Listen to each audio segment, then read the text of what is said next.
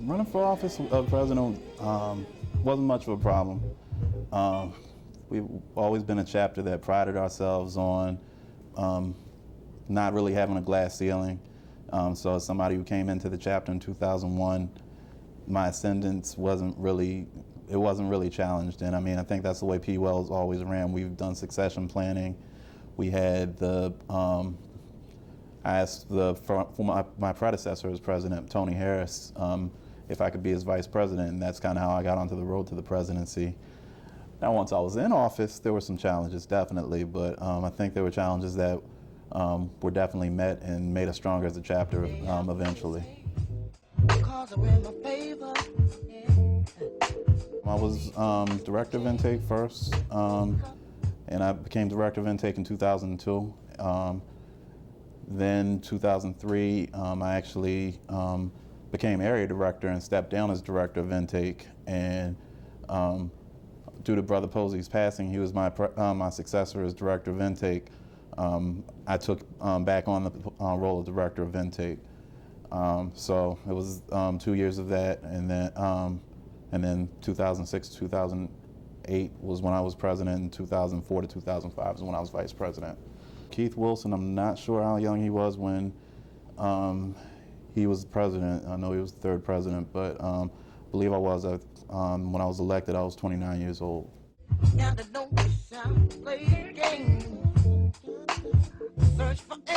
Wow.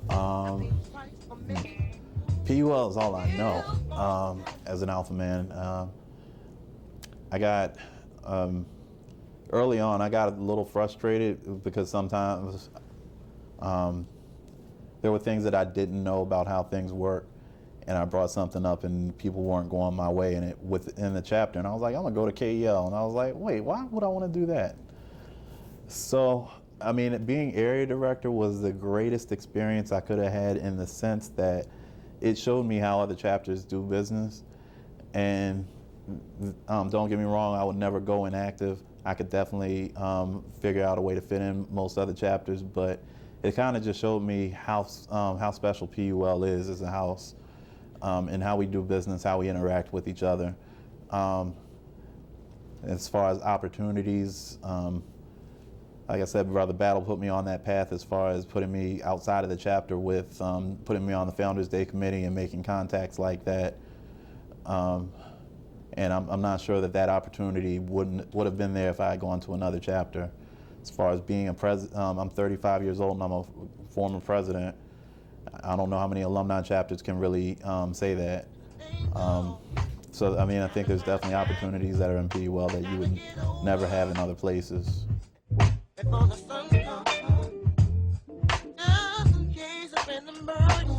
So much. Brother Bailey, our charter president, he was actually almost more so than my blood brother. He was almost my introduction to the fraternity. So when I was in college and I was trying to join Alpha through Gamma Iota chapter, he was one of my contacts. We kept in touch all those years and everything. So he actually sponsored me when I came in 2001. He really just taught me what the PUL way is, as far as working hard, playing hard, and really just dedicating your life to Alpha.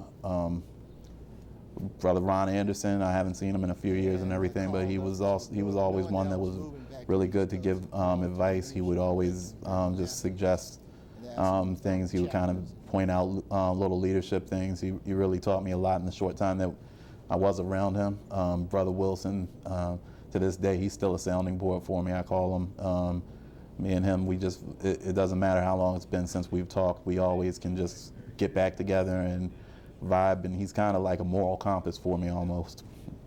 Then Brother Jeff Johnson, he was the president when I was interested at first, and he's another person who's just always been there for me and willing to give advice. Brother Battle was my second sponsor.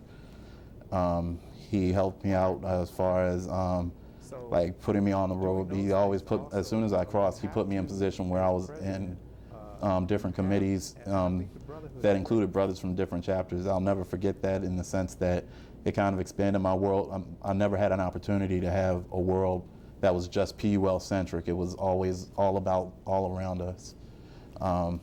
Brother Andre Watkins, it's great to see him the other day. But Brother Andre Watkins, it was a brother who kind of taught me about accountability, as far as making sure that all your I's are dotted and T's are crossed.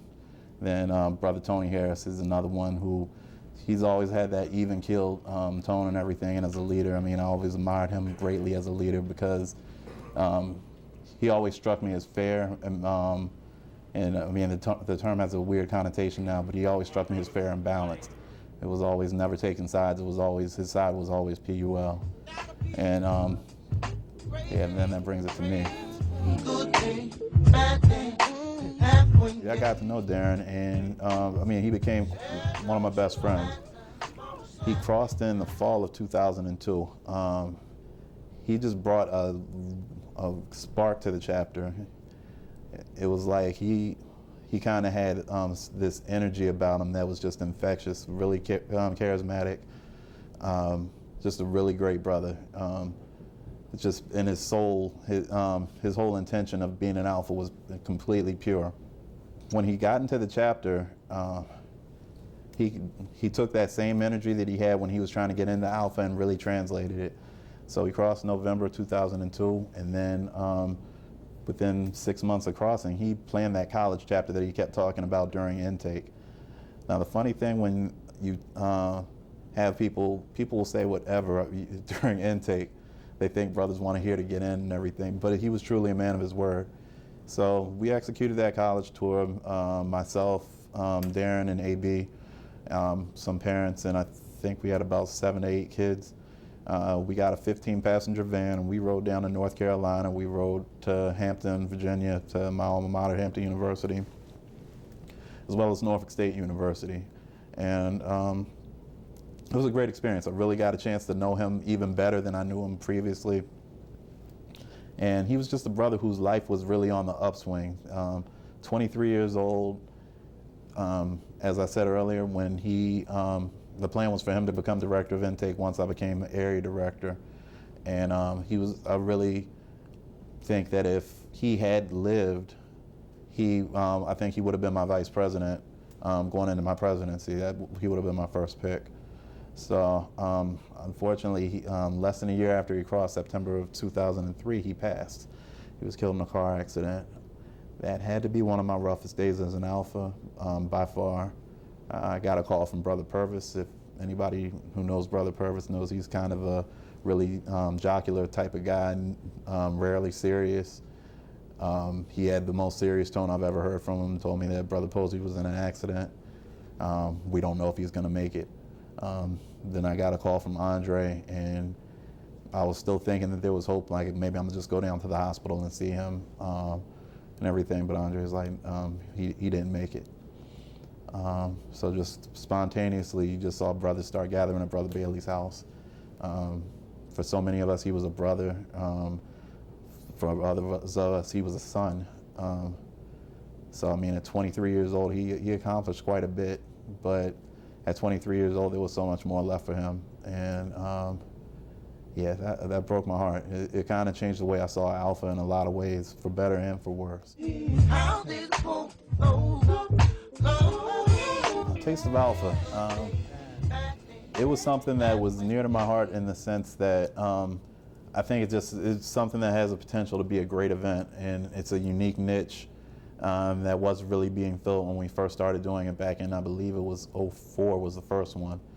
Our second place entree. Taste of Alpha is an event where we prepare different dishes as brothers and enter into a contest. We have brothers prepare their culinary specialty as a chapter to compete for prizes. It's a dinner dance, and I think that's kind of what sets it apart from other similar events that are happening locally now. It has a little bit more of an elegant flair. I took it over as chairman 2 years ago, and we've had themes. The first theme was Alpha Opulence. Last year's theme was an evening on the gold carpet. This year, I think as a brand, we don't really need to have a theme per se. I think A Taste of Alpha speaks for itself. As far as the Father's Day breakfast, that's something that's near and dear to my heart. It started during my administration. That was something I definitely wanted to see done before my presidency ended.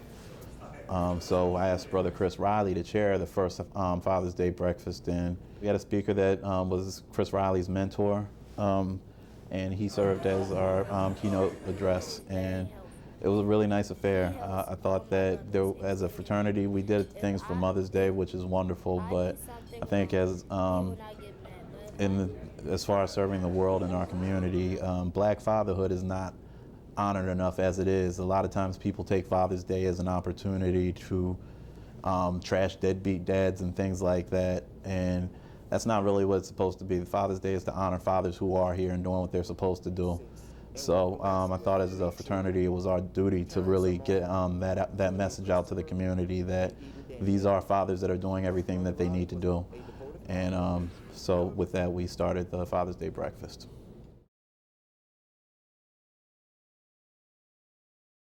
First year theme was the New School Movement. Basically, that was my effort to, let me give backstory first. When I crossed in 2001, I was part of the first line that the chapter had in 3 years. And for a while, we didn't even know that, I didn't even know that there was anybody who crossed like that 3 years before me.